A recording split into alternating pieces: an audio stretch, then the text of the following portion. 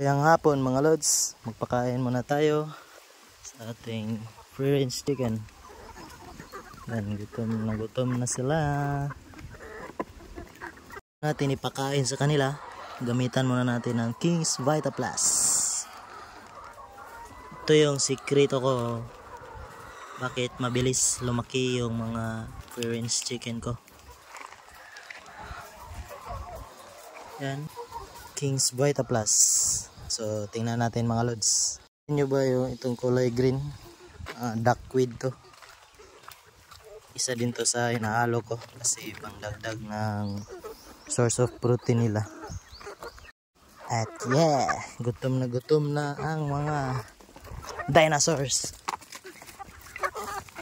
Makaulat. Diri.